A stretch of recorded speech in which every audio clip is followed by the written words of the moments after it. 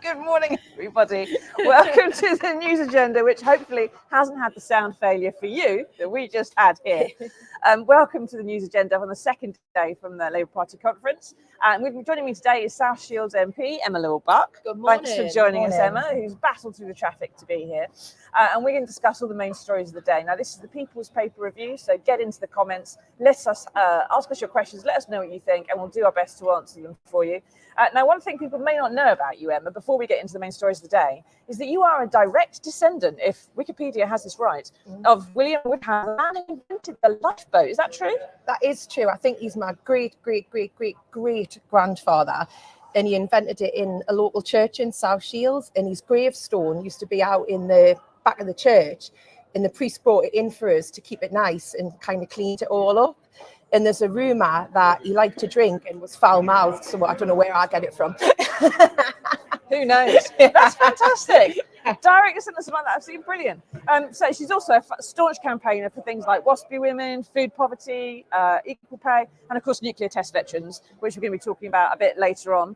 Now, speaking of which, the Mirror has splashed today. Here it is, on victory for truth and justice. In the speech today, he's going to be making, Keir Starmer is going to be announcing a Hillsborough Law, which lots of people don't know about too much, but we'll discuss it later on. Basically, ending cover-ups, if we get it right. So there was beforehand, I want to talk about a bit of a retrograde story, almost in a way. And inside in the paper on page 6 is the revelation that although they have been given a 5.5% pay rise this year, nurses are going to be balloting on strike action for more money. What do you think about this, Emma? They're arguing that although they've had a 5.5% increase, that's above inflation, but they're actually down 25% thanks to the period of austerity. So where do you sit on, strike action maybe to do more? I think we need to get back around the table with them and discuss and find a way forward. I think the new government is keen to do that. From what I hear, the nurses are keen to do that as well. So we can avoid strike action if everyone gets around the table and discusses this again. I mean, the nurses, the starting salary is something like 25 grand. I remember when I was a social worker, my starting salary was 18 grand, and I was working above and beyond like they are. Some days I was doing 15-hour days, I was working weekends, you're dealing with emotional stuff, you're exhausted. And that was before the years of austerity started to really, really bite. And when you look at all of the austerity measures that came in place, poverty, the increase on the health service, these nurses are literally on their knees day and night. They watch their colleagues die through COVID. They deserve more, and I'm sure we can get around the table with them and discuss that. Okay, well, we'll have to see how it all goes. And I'd just like to say, although you started at £18,000, I was on £7,000 when I started out as a journalist, which is a lot like social work, but not as important probably, and doesn't get the same kind of praise anyway. But what do you think, everybody? Do you think nurses should be happy with a 5% pay rise? Have you had more or less than that at work? Or do you think they should go out on strike to try to get more? Do you think Labour should give in to these demands? There's been a lot of stuff, hasn't there, Emma, in the media about Labour being the party of the unions, giving in to pay demands for train drivers and junior doctors and everything else, taking winter fuel payments to give it to the public sector workers. Can Labour afford, sort of politically, I think, to meet demands for extra pay from nurses? I mean, it's something that lots of the public would support, I suppose, but if they keep giving in to pay demands, or be seen to give in to pay demands, even if there's negotiation with it, it's going to play badly, isn't it, for some of the country? I don't think giving someone a decent wage for the work that they do is giving in to pay demands. And a lot of these pay settlements were in play before the Labour government got in. You know, this was an independent peer review for a lot of these. So they were already agreed under, and they would have had to happen under the previous government. And I think when it comes to government finances and money, there's always money that can be found. I know money's really tight at the moment. I'll not be popular in my party for saying this, but I'm a big fan of a wealth tax. You know, if you listen to patriotic millionaires, they're saying we are the richest people in this country, tax us more. Problem in this country isn't the lack of wealth, it's where it's held that's the problem. Yeah, and lots of people who say, I don't want to pay, I'm going to be off somewhere else, I'm going to be a non-dom or whatever. And what do you think, everybody? Do you think Labour can do this? Do you think they should do this? Is it going to help? Get into the comments, let us know. And there's one question that's being asked constantly here at conference. You hear it everywhere. You go in a corner and there's a journalist doing an interview. It's the only question I'm hearing, which is, who paid for your clothes? So who has dressed you this morning, Emma? I always dress myself and pay for my own clothes. I have been offered gifts before, but I've actually sent them back and said no. So I think personal gifts, I just wouldn't take them. It's the optics of it and what it looks like. Doesn't look good. So you're quite glad, I suppose, that the front benchers now said we're not going to accept anymore and hopefully draw a line under this scandal. I think perhaps if early on there had been an acknowledgement that perhaps it wasn't the right thing to do at the same time as the winter fuel payments, or the right thing to do, full stop, for politicians who, let's face it, even before people went into the cabinet, we're some of the highest earners in the country. Yeah, just appreciate that. There's a point that a lot of people made actually on this show. What do you think, everybody, about MPs accepting freebies? Do you think that it's normal or not normal? It's okay, it's not okay? Should the taxpayer be funding people's clothing allowances, perhaps people like the Prime Minister's wife, who is constantly treated as some kind of show pony for the media and for fashion industry and so on? Paul says it doesn't seem much that the nurses are asking for compared with the rises for junior doctors and train drivers. And he's got a point, isn't he? Because the junior doctors were offered, I think, 22% over 2 years. The pay rise for nurses is 5.5%, but that's just 1 year. And obviously there'll be another pay review next year that may be some more. I mean, Wes Streeting has said to the nurses, look, you've got a government that's on your side, so we can get around the table, we can have this negotiation. But if you don't meet the 25% eventually at some point, you know, in the foreseeable future, we say 2 years or 3 years, there's going to be more strikes, aren't there? And that's going to cause the government problems. It's going to cause the NHS and patients a lot of problems as well. Well, it's not just about more strikes, it's about people coming into the profession as well. I think there's a shortage of 32,000 nurses in England. So it's about attracting people to the profession as well. No one's going to be attracted to a profession if they're hearing you're working these long hours and you're not getting the pay that you deserve for them, and you're putting up with what nurses put up with. Anyone who goes to A&E on a Saturday night can see they're getting abuse. You know, they're working above and beyond the hours they should be. They're working in difficult environments because the NHS and the system around them is crumbling, and they are the ones who are at the front line every single time. Yeah. Now, you've been an MP since 2013. I have. You've been in opposition that entire time. This is your first conference where you're in power. There's been lots of criticism of doom and gloom. The atmosphere at conference is okay. It's not completely depressed, but it's also not celebratory. How do you feel about finally is this what you expected? Is this the happy Labour, sunny uplands that everyone was hoping for? I think after the last 14 years of the Tories, anyone who thought this would be a rosy walk in the park doesn't really understand politics. You know, at the end of the day, it was going to be really difficult. And people might say I'm a bit boring, but I've always thought politics should be dull and serious, and people rolling their sleeves up and getting on with the work that's in hand. And that's what we're saying here. Yeah, okay. Well, hopefully there'll be something more from the leader's speech this afternoon. Keir Starmer is going to be taking to the stage at 2:00. to deliver his 45-minute explanation of hopefully the light at the end of the tunnel and whether or not it is an oncoming train or actual daylight. And speaking of which, one of this morning's biggest story is the Hillsborough Law. Now, this is a campaign that's been rumbling on for a long time. Survivors of not just Hillsborough, but other disasters like Orgreave, infected blood, nuclear veterans have all been supporting this, which is new legislation to introduce a duty of candour on public officials and hopefully prevent future cover-ups. Now, it is something more than the media are going to be talking about. So can you explain a bit of this to the viewers, Emma? What's the Hillsborough Law going to do? Well, it's going to make sure that victims from Hillsborough, Grenfell. People in this country are fed up of being ignored. They're fed up of state cover-ups. They're fed up of not having a voice and having to fight powerful organisations without any support or help. This will make sure that they have legal aid, and it will also give them a public advocate to help them through that process. I know my friend and colleague Maria Eagle has been trying to introduce a public advocate bill since 2015, and I think the Tories knocked it back 12 times. Now it's going to actually happen under a Labour government so that people can get justice and be helped through that process, because more often than not, anyone who's spoken to anyone who's been through a tragedy like that, they know that all power is taken away from them and they're further victimized through the process. So this is about redressing that balance, and it's about our whole mantra, isn't it? It's about making sure that we're in the service of the public. That's what this will do. It will also introduce a duty of candour on all public officials and services. But Matt, what I'd like to see, though, is I've heard, and I don't know if this is right or not because I've not seen the draft of the legislation, that members of Parliament won't be subjected to that duty of candour. Now, that really concerns me, because what I've heard is that there's already laws out there to stop members of Parliament lying and what have you. But we saw through the Tory years that that doesn't always work, those laws that are in place. And if you want to get rid of the perception that it's one rule for them and one rule for us, that duty of candour has to apply to all of us. We are the ultimate public servants. We are elected to serve our constituents. It should apply to us as well. I can see possible reasons, like MPs, members of the cabinet, perhaps. There's some things they cannot be candid about for security reasons. There must surely be some kind of an exemption you could put in the legislation, say, apart from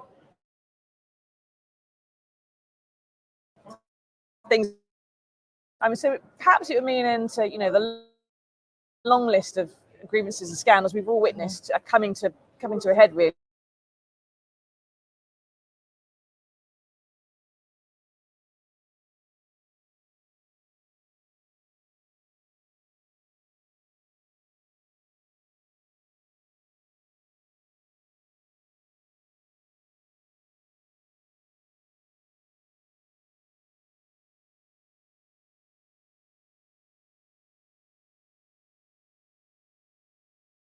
Years old, another age, and they don't have time to go through that long, drawn-out process that should have started a long time ago anyway.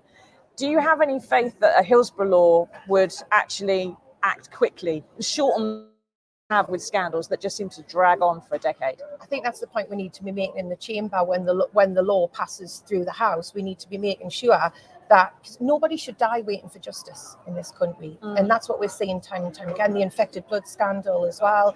And, the energy that it takes people to constantly have to fight and just for people to believe them when they're telling the truth is exhausting and can grind them down. You know yourself, you've been working on the new blood scandal for as long as I can remember. As long as I can remember as well. And there's some people who can't wait any longer. Their families can't wait any longer. They're exhausted financially, emotionally, physically. Their health conditions are deteriorating. So I'm hoping that it can be fast-tracked for certain cases. Well, can I put for an amendment legislation when it comes through? Keir Starmer is going to introduce it by April, which is the anniversary of Hillsborough. If there is anything in there about inquiries and running them concurrently with police investigations and so on, that there's some kind of mechanism there for a time limit. That everything has to happen in under a year, because when things go on for 6 years, 7 years, 8 years, and the lawyers just make a huge heap of money, by the time there's compensation at the other end of it, there's only like $5,000 a head left once everyone's settled up. And that is that time, I think, which would matter most to the nuclear veterans. And a lot of the other scandals as well, because they can get on with the healing after they've got some justice. You can't do that if you have to just hang on and on. Well, so if you could table that amendment for me. I will do. And I mean, I've spoken to people who've lost loved ones in Manchester Arena attack, and they can't grieve until those inquiries end. They can't move on until they feel they've got justice. And to watch people go through that pain time and time again, each time it's in the news, each time there's an inquiry here. And like you said, these inquiries drag on for ages and cost an absolute fortune. It doesn't need to be that long. No, it shouldn't be. I think it can be fast-tracked. Yeah. And there's one thing about this. I mean, what do you think, everybody? How do you feel about Hillsborough Law being introduced? Is it something that we need? Is it something that's going to end these scandals? What would you like to see it say about how to end some of these injustices that we've seen. Get into the comments and let us know. There's one thing I was going to say about this duty of candour in public officials, because it worries me. It's a nice idea, but it worries me that in order to find out that someone has broken the law and has not told the truth, as a faceless official in a government department, you are still going to have a whistleblower or an investigative journalist prepared to devote a lot of time to it, like you saw with contaminated blood and Hillsborough and yourself. Thank you very much. And you're still not going to get to the point where you could prosecute a public official for this, which would be the deterrent, without having had a lot of the scandal rumbling on for years to start with. How are you going to compel, aside from just the threat of going to jail, because a civil servant isn't going to get life from losing a bit of paper. Yeah. How are you going to compel them to comply with that? Because the civil servant, let's be fair, will probably think they're doing the right thing, or the public official of some sort. They'll believe they're acting for the best interests, and that's where the cover-ups start. How are you going to?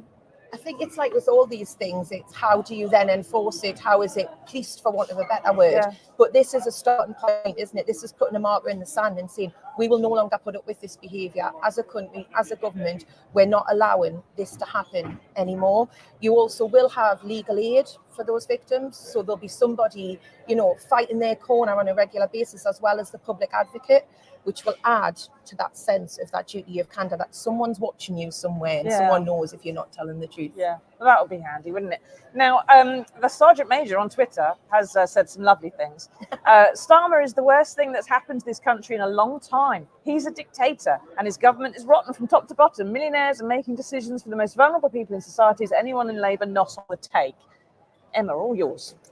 Wow. Shall I address Sergeant Major and see what you've got to say? Yeah, I mean, I don't think everyone in Labour's on the take at all. And I think, people voted for us for change. People voted for us to make a difference. They were fed up of the way things are. It's our job now to make that difference, to roll our sleeves up and crack on with it. And I'm confident we will. We've already made some small early steps, which granted have been overshadowed by, recent clothing allowances, holidays, what have you, and also the winter fuel events. Yeah, and the winter fuel payments. But I think if you look at the things we've been doing, nationalising rail, buses, GB Energy, we've stopped the strikes, apart from potential nurses one. We are cracking on with some of the difficult, thorny issues that have been around for a very long time and have had no attention from the Tories. Yeah, okay. Well, hopefully, Sergeant Major, that answers your question. I doubt it has. No, I doubt it. Last time I heard, dictators generally don't get elected with a landslide, so there's that. Now, we have managed to find some good news in the world for you, and it's really good, this, and here it is.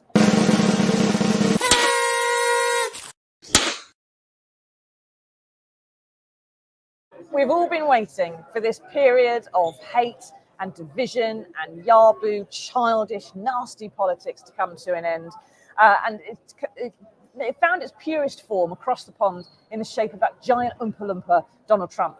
Now, yesterday, he signalled that his time is almost up. Asked what he would do if Kamala Harris won the election, would he have his third run? What is his third run at the White House? He was asked if he'd run again, and he said, and I quote, "No, I don't. I think that will be it."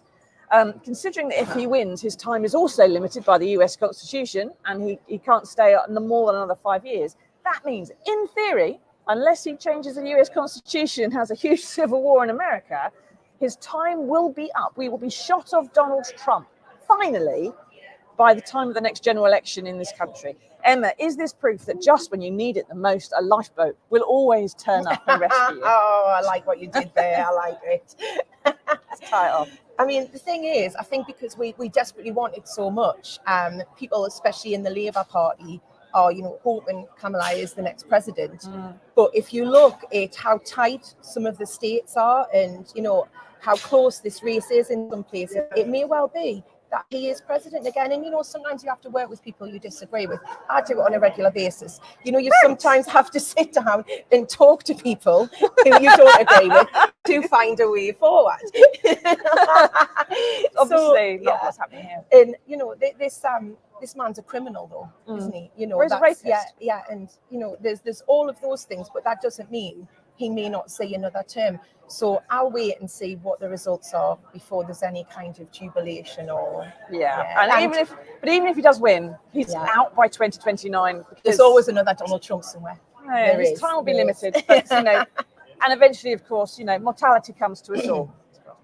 Anyway, thank you, Emma, for joining us and taking part in that. Thank you, everyone, for taking part as well. Come back to us tomorrow when we will be sitting here with the hangover from hell following the Mirror Party with the new MP for North West Cambridgeshire, Sam Carling, who is also the baby of the house. He's just 22 years old, so he'll probably be bright as a button and not remotely hungover at all, and that won't be annoying, definitely. If you're listening on podcast, please leave us a review so other people can find us, and come back tomorrow to see us with Sam Carling on the last day of the Labour News Agenda Explained. Thanks for watching, everybody. Until then, take care, stay safe, tatty bye.